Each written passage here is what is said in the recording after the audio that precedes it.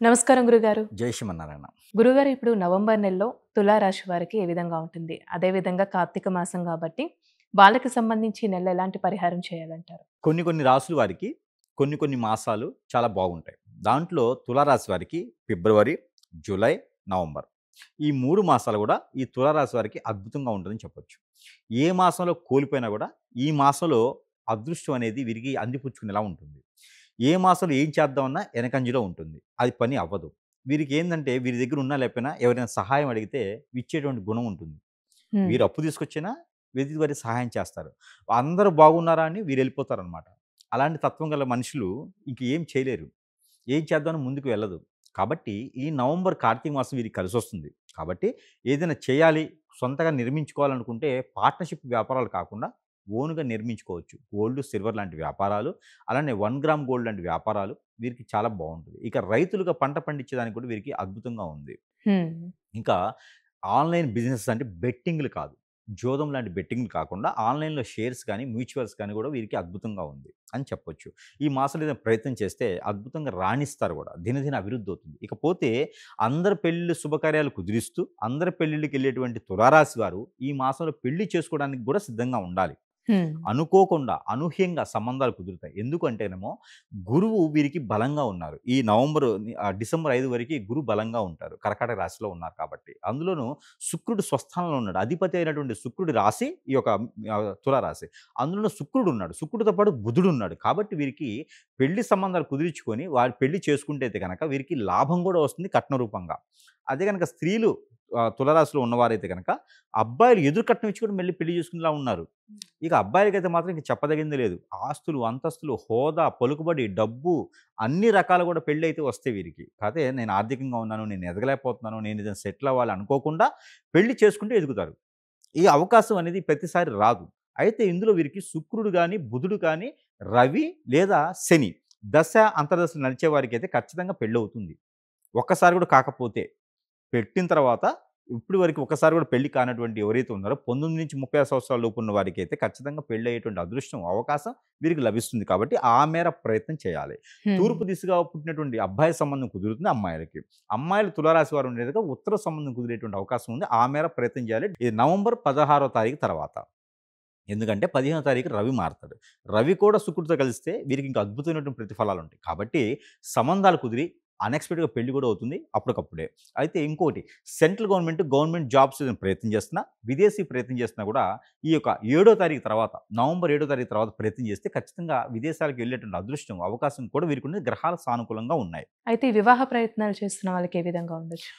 అదే వివాహ ప్రయత్నాలు చేసేవారికి ఈ నవంబర్ మాసంలో అయితే పెళ్లి చేసుకోవచ్చు, వివాహం చేసుకోవచ్చు. ఇబ్బంది లేకుండా ఉంటుంది. మరి ఈ రాశి వారికి సంబంధించండి ఎలాంటి విషయాల్లో జాగ్రత్తగా ఉండాలి? నవంబర్ మాసం ఈ యొక్క తులారాశి వారు ఎలా జాగ్రత్తలు ఉండాలంటే కనుక చుట్టాలతో, బంధువులతో జాగ్రత్తగా ఉండాలి. ఇంట్లో చేసేటువంటి కార్యక్రమాలు జాగ్రత్తగా ఉండాలి. పెట్టేటువంటి ఇన్వెస్ట్‌మెంట్‌లు జాగ్రత్తగా ఉండాలి. మనం చేసేటువంటి దాన ధర్మాలు జాగ్రత్తగా ఉండాలి. ఎక్కడైనా మాట ఇచ్చేటప్పుడు జాగ్రత్తగా ఉండాలి. ఎందుకంటే వీరు ఒకసారి మాట ఇచ్చారంటే మాట తప్పరు. అందుకని ఇచ్చే ముందే మనం జాగ్రత్త వహించుకోవాలి. అలానే ముఖ్యంగా వీరు ప్రయాణాలు చేసేటప్పుడైతే కొంచెం జాగ్రత్తగా ఉండాలి. ఇరువైకులు అంటే వేరే వాళ్ళ వెహికల్ ఎక్కేటప్పుడైతే వీరు జాగ్రత్తగా చూసుకోవాలి. వాడి దగ్గర లైసెన్స్ ఉందా లేదా? అసలు డ్రైవరా కాదా? ఇవన్నీ చూసుకోవాలి. అలానే వీరికి కోర్టు వ్యవహారాల్లో కూడా కొంచెం చుక్కెదురుగా కనిపిస్తుంది కాబట్టి ఎందుకంటే శుక్రుడు స్వస్థానంలో ఉన్నాడు కాబట్టి కోర్టు వ్యవహారాల్లో చుక్కెదురుగా ఉంది. అలాంటిది నరదిష్టి, నరఘోష కూడా వీరికి ఎక్కువగానే కనిపిస్తూ ఉంది. ఎందుకంటే అటాక్ చేసేటువంటి తత్వం వీరిలో ఉంటుంది కాబట్టి అలాంటి గుణాలు వీరికి ఎక్కువ కనిపిస్తున్నాయి కాబట్టి కొంచెం ప్రికాషన్స్ అయితే ఈ కార్తీక మాసం తీసుకోవాలి వీరు కూడాను. అలాంటి ప్రికాషన్స్ ఏందంటే గనక గోధుమలు 1 కిలో, జొన్నలు 1 కిలో తీసుకొని ఎక్కడైనా వారికి సమీప దూరంలో నది, వాగు, చెరువు, ఏరు, సెలయేరు, బ్రహ్మగుండాలు లాంటివి ఉన్నాయా? సముద్రం లాంటివి ఉన్నాయా? అంటే అక్కడ స్నానం ఆచరించాలి.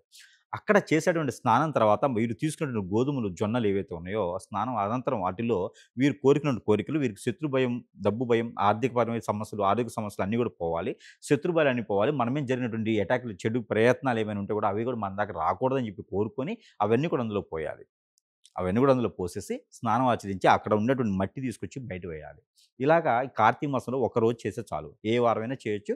ఏ సమయమైనా చేయొచ్చు. ఆ తర్వాత వీరికి ఇష్ట దైవానికి ఆ ఊర్లోనే చేయాలని ఏం లేదు.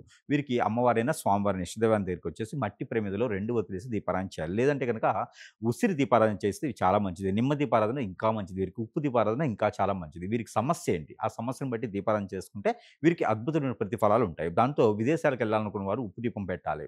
అలానే ఆరోగ్య సమస్య బాలేనప్పుడు చేయాలంటే ఉసి దీపం పెట్టాలి. ఇక ఆర్థికంగా బాలేదంటే నిమ్మ దీపం పెట్టాలి. వీరి మీద చెడు ప్రయోగాలు ఏమైనా జరిగినాయి అంటే గనక వీరు నువ్వుల నూనెతో దీపారాధన పెట్టాలి మట్టి ప్రమిదలో. ఇలాంటి దీపారాధనలు గనక ఆలయాల్లో చేయాలి. ఆలయాలు ఏ దిక్కు నుంచి చేయొచ్చు, ఏ సమయం నుంచి చేయొచ్చు. ఆలయాలకు దీపారాధన చేయాలి. అలానే హనుమాన్ గుడిలో కర్పూరం బిళ్ళలు ఒక 1/2 కిలో, నువ్వుల నూనె ఒక 2 కిలోలు, గంధం ఒక 2 కిలోలు హనుమాన్ గుడిలో దానం ఇవ్వాలి. ఆకు పూజ ఒక వారం చేయించుకోవాలి.